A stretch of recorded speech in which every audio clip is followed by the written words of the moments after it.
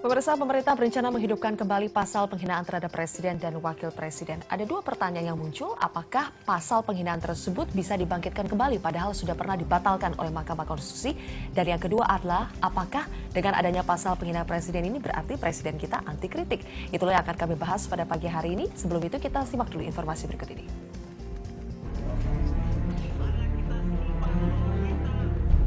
Pasal baru yang diusulkan dalam rancangan undang-undang dalam KUHP tentang pasal penghinaan presiden menuai pro dan kontra. Sejumlah pihak menilai hal ini sebagai kemunduran. Presiden Joko Widodo menegaskan pasal tentang penghinaan presiden ini sudah diusulkan sejak masa pemerintahan Susilo Bambang Yudhoyono. Presiden Joko Widodo juga menjelaskan pasal ini justru melindungi pihak-pihak yang ingin mengkritisi dan memberikan koreksi pada pemerintah. Kalau kita lihat di negara yang lain, sebagai simbol of state itu ada semuanya, tapi kalau di sini memang pengennya tidak, ya terserah nanti diwakil-wakil rakyat. Itu kan, itu sekali lagi ini kan rancangan. Nah, justru dengan pasal-pasal yang lebih jelas seperti itu, kalau kamu mengkritisi, ya kalau kamu memberikan koreksi terhadap pemerintah malah jelas. Tapi kalau nggak ada pasal itu, bisa kamu dibawa ke pasal-pasal karet. Pada tahun 2006, Mahkamah Konstitusi sudah menghapus pasal tentang penghinaan presiden dari KUHP. Namun kini, usulan pasal baru muncul dan sudah masuk dalam program legislasi nasional tahun 2015. Politisi Partai Demokrat dan mantan anggota DPR RI Didi Irawadi menilai, wacana pasal pelecehan presiden sudah ada sejak lama, namun hal ini baru dibahas pada wacana revisi KUHP di masa pemerintahan SBY. Di era Pak SBY ini kan belum dibahas pun belum pernah. Jadi belum pernah dibahas dan belum pernah, baru ada wacana-wacana tapi yang belum ramai. Andai pun pada saat itu dibahas, menurut hemat saya, pasti fraksi Demokrat akan menolak.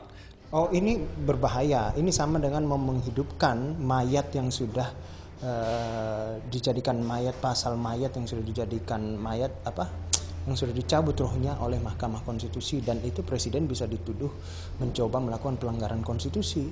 Jadi DPR bisa saja tidak berubah menjadi membahas dan menyetujui rancangan itu, tapi bisa jadi melakukan interpelasi, angket atau menyatakan pendapat kenapa presiden mencoba menghidupkan pasal yang sudah menjadi mayat yang sudah dinyatakan inkonstitusional.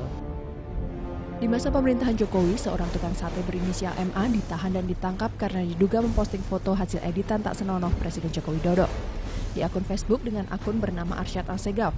Akibat perbuatannya, pelaku terancam hukuman 12 tahun penjara tentang pornografi, penghinaan, dan pencemaran nama baik. Namun, kasus penghinaan terhadap presiden tersebut tidak berlanjut ke meja hijau.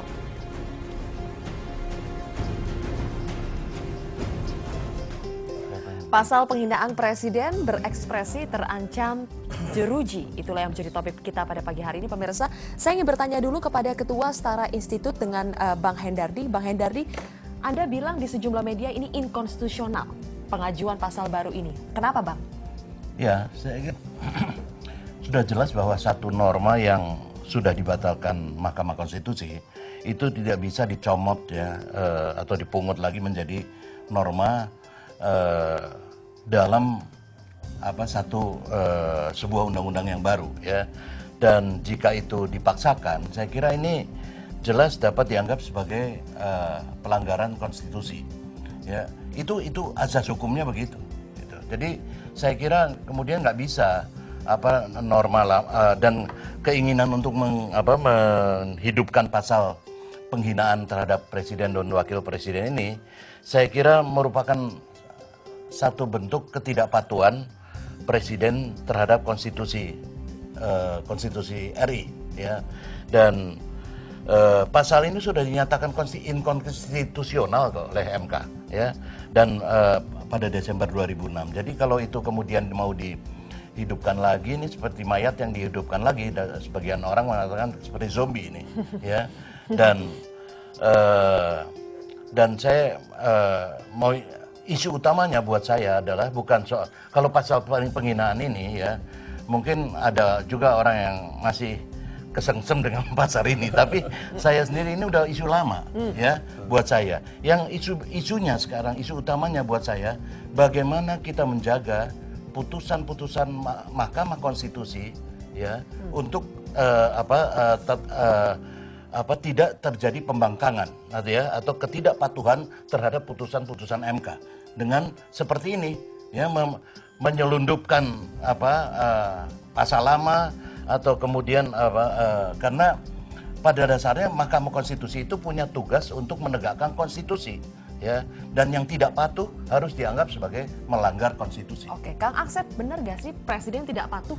Gini, kita harus kedudukan jangan sampai nanti orang ngawur kemana-mana. Ini ada 3 terminologi yang harus dijelaskan. Ada kata presiden, ada kata harkat martabat orang, nama baik orang, ada kata penghinaan. Nah sekali lagi, di KUHP dulu, bisa lihat bahasa Belandanya asli, ada yang berbedain, ada kata penghinaan, itu pasal 310 sampai 319, itu delik aduan.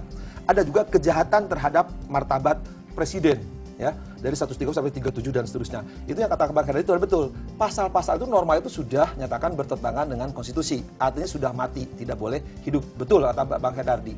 Nah kalau kata penghinaan terminologi dikatakan merendahkan, menyerang martabat orang lain. Nah, kalau sekarang muncul di RUU 263 dan seterusnya, itu copy paste. Mungkin sekali dulu pembuat undang-undang dulu copy paste, ya dimunculkan kembali. Dia tidak membaca apa yang diputusan MK. Solusinya sangat gampang dan sangat gampang. Apalagi kalau dikatakan, ya, sekarang gampang. Di 310 dan seterusnya itu pasal penghinaan. Ya. Ada pasal yang 316, itu mirip di RU-nya pasal 420 atau 421. Jadi kalau pasal itu mau dihidupkan dan menjadi delik aduan, selipkan tadi pasal 420 atau 421 RUU atau 316 yang lama. Kalau siapapun yang menghina, menyerang martabat pejabat negara, yang sekarang terjemahannya salah tuh, pegawai negeri. Jadi solusinya gampang sekali. Kalau emang tidak boleh menghina orang, menghina presiden juga nggak boleh siapapun. Tapi sekali lagi, delik norma yang tadi disebut penghinaan martabat kejahatan terhadap presiden itu sudah selesai, tidak boleh hidup apapun juga karena inkonstitusional bertentangan dengan dasar itu tidak boleh hidup. Jadi kalau sekarang presiden jangan sampai dihina, orang yang pernah dihina masih ada di KUHP lama itu 316 yang sekarang copy paste-nya RU kalau nggak 420 421. Jadi udah hidupkan lagi, cuma jangan menggunakan pegawai negeri. Ya, dihukum ditambah sepertiganya siapapun yang menghina sekarang pegawai negeri atau pejabat pemerintahan sama. Jadi memang siapapun menghina nggak boleh. Nah, orang suka mengatakan bedanya ini tidak ada masalah kritik, tidak ada masalah menghina. Kata penghinaan terminologi hukum sudah jelas ya. Jadi merendahkan, mencemoohkan, merendahkan martabat orang. Jadi menghina nama baik orang. Kan presiden juga orang ya. Jadi sekali lagi jangan sampai sekarang semua jadi pada ngawur gitu. Jadi solusinya udah paling gampang, istilah beliau itu jalan tengah, bukan jalan tengah. Norma penghinaan terhadap siapapun di 316 ada dulu KUHP. Sekarang di RU-nya juga ada 420. Tapi norma yang katakan Bang Hendardi tadi 3137 sampai 37 itu tidak boleh hidup. Yang sekarang muncul di 263 dan seterusnya. Karena dulu mengcopy paste, membuat sekali lagi mungkin saya salah, para pembuat undang-undang itu tanpa disadari kan dibuat kan dulu lama sekali itu tema RUU dimunculkan tanpa tidak hanya itu nanti akan muncul beberapa pasal seperti dulunya pasal santet, nanti ada pasal-pasal yang mirip dengan ini mereka lupa, nggak sinkronisasi, nggak harmonisasi. Jadi sekali lagi kalau bicara norma, sekali lagi bicara kaidah, bicara asas hukum harus ngerti dulu pengertian pidana. Artinya apa? Jangan membuat kaidah norma pidana yang sudah dibatalkan atau ketika orang bisa memunculkan jangan orang sampai dihina, sudah ada di RUU-nya, sudah ada di pasal kalau nggak 420 421 karena ada sedikit beda pasal. Tapi yang jelas dulu di pasal 316. Kalau memang sewajar presiden jangan dihina. Tapi balik, pemecahannya kan apa? Ini deliknya jadi delik aduan kalau masuk di 421 atau 316. Nah, itu yang dikatakan oleh Menteri Hukum dan HAM kita kan. Nah, ngawur. Sekali lagi, kalau sekarang dikatakan sekarang deliknya adalah pakai menggunakan RUU yang 263 itu delik biasa. Siapapun tanpa laporan siapapun harus diproses. Tapi kalau sekarang masuknya di penyelesaian di 421 atau 420 316 harus mengadu. Sekali lagi, laporan dan pengaduan beda. Jadi katakanlah misalkan Yunirmat ABCD, dia merasa terhina, dia harus mengadu, jangan laporan ya siapapun. Nah juga sama kalau presiden dikatakan ABCD, silakan presiden mengadu, tapi ada di normanya di 420 atau 421 di RUU. Jangan menggunakan pasal norma yang sudah dibatalkan tadi yang kata Bang Hendardi. Itu selesai. Jangan dikatakan situ, ya? Sekarang dari delik aduan di mana? Di Hong Kong itu.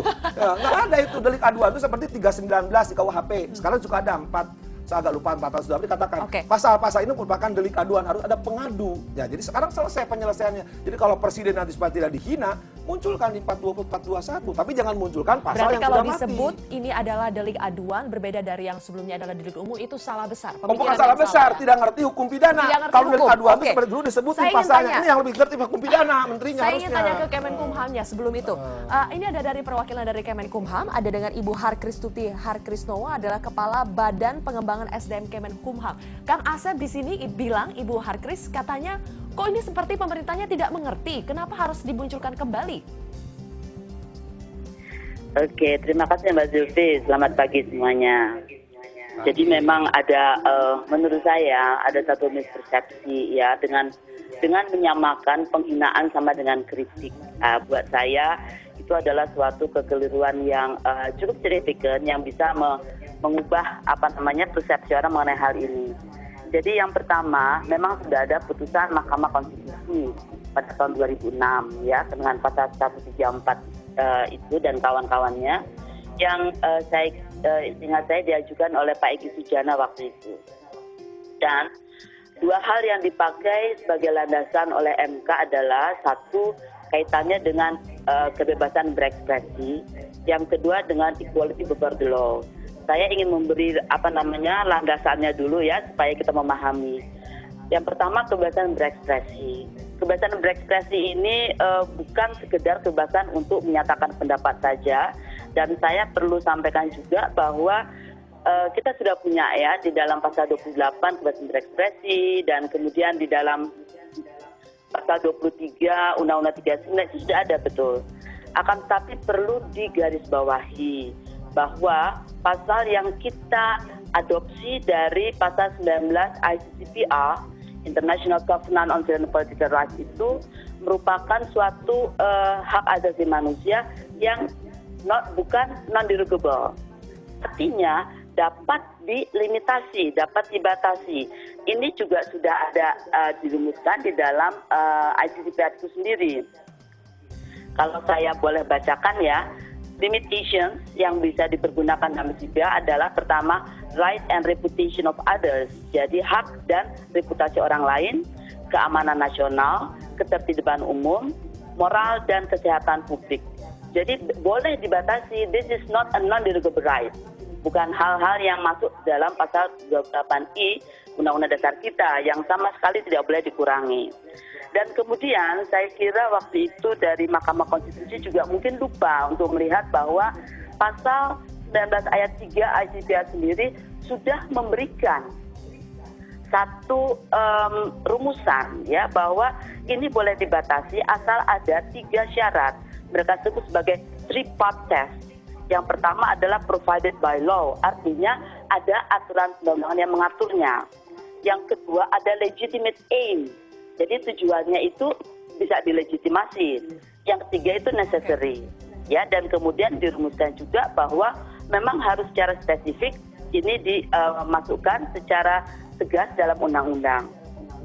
Pada dasarnya pasal 19 kebebasan berekspresi itu lebih banyak ditujukan pada media. Jadi orang tidak pada media, pada berbagai forum-forum ya di mana mereka bebas berekspresi, bebas menyatakan pendapat, itu boleh-boleh saja. Nah, buat saya debat, ada yang debat itu beda sekali dengan penghinaan yang banyak muncul di Indonesia. Ya seperti tadi disebutkan misalnya orang membuat meme ya, memontaj foto yang menghina, itu beda sekali, itu bukan kritik, itu penghinaan. Jadi ada orang mengatakan ini bahwa berarti Anda menilai ada batas yang jelas antara yang namanya menyatakan pendapat dengan menghina, begitu Bu ya? Kalau boleh saya teruskan Mbak Zilvia, landasan MK adalah equality before the law. Nanti kita teruskan Bu Harkris setelah jeda berikut. Nanti saya akan kembali lagi ke Anda, kita perbaiki lagi sambungan teleponnya Bu Harkris. Tetap tahan dulu, pemirsa tetaplah bersama kami di Bincang Pagi.